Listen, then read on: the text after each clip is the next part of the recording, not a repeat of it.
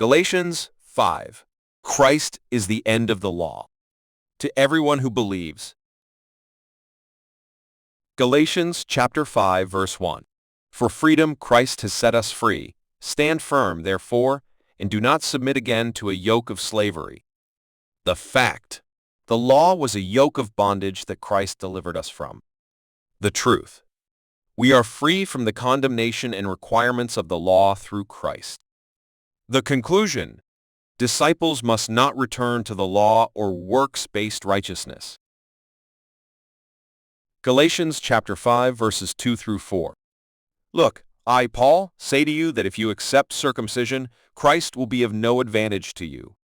You are severed from Christ. You who would be justified by the law, you have fallen away from grace. The fact. Seeking to be justified by the law separates a person from Christ. The truth.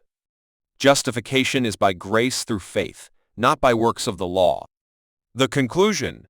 Mixing law with grace nullifies the work of Christ in a believer's life. Galatians chapter 5 verses 5 through 6. For through the Spirit, by faith, we ourselves eagerly wait for the hope of righteousness.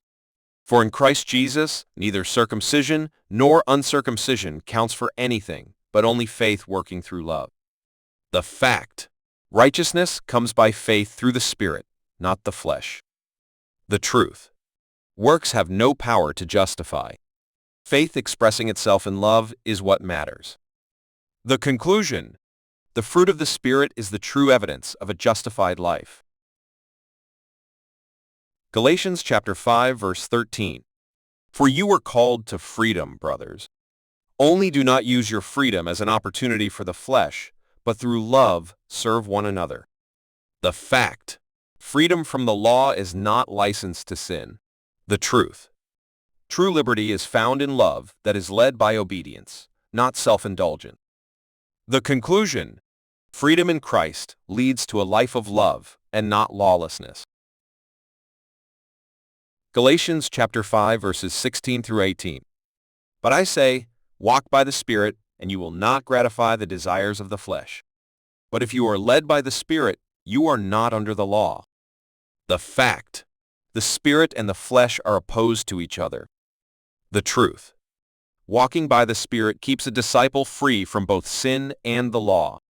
The conclusion. The law is for the lawless. Those led by the Spirit fulfill the righteousness of God. Galatians chapter 5 verses 22 through 23.